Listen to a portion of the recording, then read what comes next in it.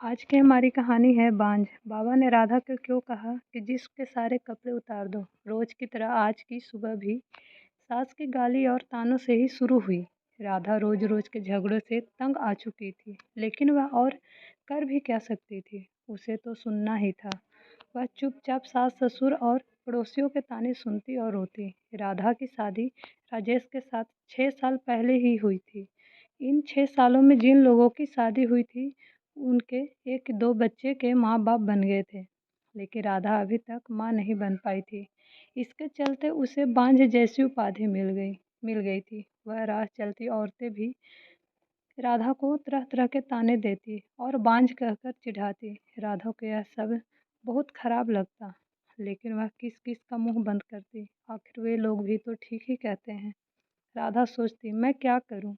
अपना इलाज तो करा रही हूँ, डॉक्टर ने लगातार इलाज कराने को कहा है, जो मैं कर रही हूँ, लेकिन जो मेरे वश में नहीं है उसे मैं कैसे कर सकती हूँ। एक दिन पड़ोस का एक बच्चा खेलते खेलते राधा के घर आ गया। बच्चे को देखकर राधा ने उसे अपनी गोद में बिठा लिया और उसे प्यार से चूमने लगी। जब सास ने राधा को दूसरे के बच्चों को चूमते हुए देखा तो वह बिफर पड़ी।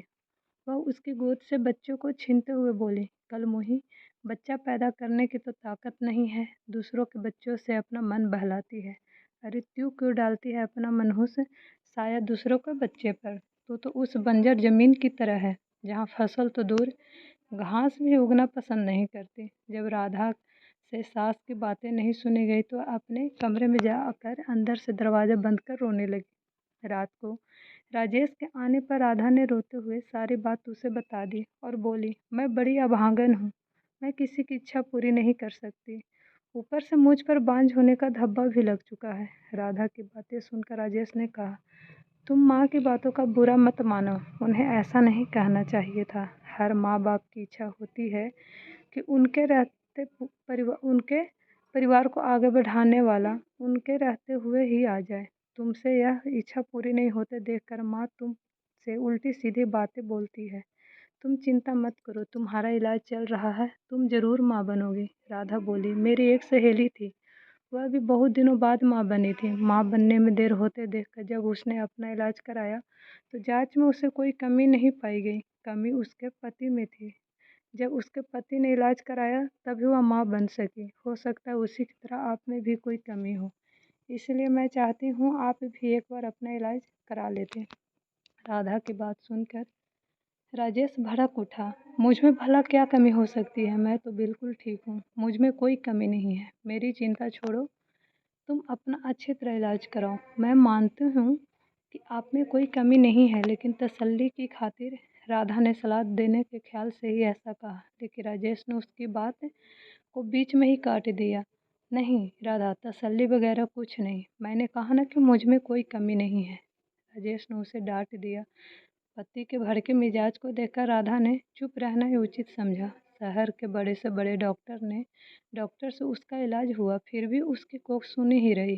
डॉक्टर ने जांच के दौरान उसमें कोई कमी नहीं पाई। देखो राधा, रिपोर्ट देखने के बाद तुम में कोई कमी नज़र नहीं आती, शायद तुम्हारे पति में कोई कमी होगी। तुम एक बार उसे भी इलाज कराने की सलाह दो, डॉक्टर ने उसे समझाया। अब राधा को पूरा भरोसा हो गया था कि उसमें कोई कमी नहीं है। माँ बनने के लिए कमी उसके पति में ही है, लेकिन उसे कौन समझाए। उसे राजेश के गुस्से से भी डर लगता था। एक दिन किसी ने राधा की सास को बताया कि पास ही गांव के मंदिर में एक बाबा रहते हैं जिसकी दुआ से हर किसी का दुख दूर हो जाता है। सास ने यह बात अपने बेटे राजेश को बता दी और राधा को बाबा के पास भेजने को कहा। रात को राजेश ने राधा से कहा, कल तुम मंदिर चली जाना, ठीक है? मैं चली जाऊंगी, लेकिन मैं डॉक्टर के पास गई थी, डॉक्टर ने मुझ में कोई कमी नहीं बताई, इसलिए मैं चाहती हूँ कि आप भी एक बार अपना इलाज करा लेते। डरते डरते राधा कह रही थी, लेकिन राजेश ने उसकी बात को अनसुना कर दिया। राधा, मैं कहीं नहीं जाऊंगा, तुम कल मंदिर में बाबा के पास चली जाना। ऐसा कहकर राजेश सो गया। राधा ने भी अपने माथे पर लगा बांझपन का धब्बा मिटाने के लिए बाबा पास जाकर उनसे दुआ लेने की सोच ली। दूसरे दिन सवेरे नहा धोकर राधा वह बाबा के पास चली गई। मंदिर में लगी भीड़ को देखकर उसे भरोसा हो गया कि वह भी बाबा की दुआ पाकर माँ बन सकती है। राधा बाबा के पैरों पर गिर पड़ी और कहने लगी, बाबा, मेरा दुख दूर करें। मैं 6 साल से बच्चे का मुँह देखने के लिए तड़प रही हूँ। उठो बेटी, निराश मत हो, तुम्हें औलाद का सुख ज़रूर मिलेगा, लेकिन इसके लिए तुम्हें माहवारी होने के बाद 4 दिनों तक रहकर लगातार पूजा करनी होगी। ठीक है बाबा, मैं ज़रूर आऊँगी। राधा खुशी से घर आई। आकर उसने सारी बातें अपने पति को बताई। मैं कहता था ना कि जो काम दवा नहीं कर सकी, कभी कभी दुआ से हो जाती है। बाबा की दुआ पाकर अब तुम ज़रूर माँ बनोगी, ऐसा मुझे भरोसा है। तुम ठीक समय पर बाबा के पास चली जाना, राजेश ने खुश होते हुए कहा। राधा बेसब्री से माहवारी होने का इंतजार करने लगी। कुछ ही दिन बाद उसे माहवारी हो गई। माहवारी पूरी होने के बाद राधा फिर बाबा के पास गई। उसे देखते ही बाबा ने कहा, बेटी, जैसा कि तुम्हें पहले ही कहा था कि यही रहकर 4 दिनों तक लगातार पूजा करनी पड़ेगी, तभी तुम माँ बन सकोगी। जी बाबा, मैं रहने के लिए तैयार हूँ, राधा ने कहा। ठीक है, अभी तुम अंदर चली जाओ, रात से तुम्हारे लिए पूजा करनी शुरू करूँगा। अपनी चाल को कामयाब होते देख देख बाबा मन ही मन खुश होते हुए बोला। रात को बाबा ने राधा से कहा, बेटी, इस पूजा के दौरान कोई भी देवता खुश होकर तुम्हें औलाद दे सकता है। इसके लिए तुम्हें सब कुछ चुपचाप सहन करना पड़ेगा, नहीं तो तुम कभी माँ नहीं बन पाओगे। जी बाबा, मैं सब कुछ करने को तैयार हूँ, बस मुझे औलाद हो जानी चाहिए। राधा ने इतना कहने के बाद बाबा उसे एक कोठरी में ले गए, जहाँ हवन कुंड बना हुआ था। उसमें आग जल रही थी। बाबा ने उसे वहीं पर बिठा दिया। वह भी बैठकर जाप करने लगा। कुछ देर तक जाप करने के बाद बाबा ने कहा, राधा, देवता मुझ में समा चुके हैं। वह तुम्हें औलाद का सुख देना चाहते हैं, इसलिए तुम चुपचाप अपने बदन के सारे कपड़े उतार दो और औलाद पाने के लिए मेरे पास आ जाओ। वह तुम्हें दुआ देना चाहते हैं।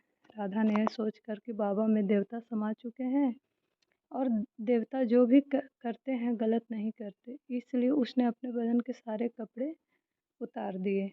बाबा उसके अंगों से खेलने लगा और उसे दुआ देने के नाम पर उसकी इज्जत पर डाका डाल दिया। 4 दिनों तक लगातार बाबा ने इस पूजा के बहाने राधा से जिस्मानी संबंध बनाए। 5वें दिन बाबा ने कहा, राधा बेटी, हमारी दुआ कबूल हो गई, पूजा भी पूरी हो गई। अब तुम ज़रूर माँ बनोगी, तुम घर जा सकती हो। बाबा की दुआ लेकर वह खुशी खुशी घर लौट आई। 9 महीने बाद राधा माँ बन गई। उसे बाबा की दुआ लग गई थी। उसके माथे से बांझपन का धब्बा मिट चुका था। घर के सारे लोग बहुत खुश थे। राजेश को पूरा यकीन हो गया था कि उसमें भी बाप बनने की ताकत है, लेकिन सच्चाई से सभी अनजान थे। अगर आपको ये कहानी पसंद आए तो मेरे चैनल को लाइक एंड सब्सक्राइब ज़रूर कीजिएगा। Thank you so much.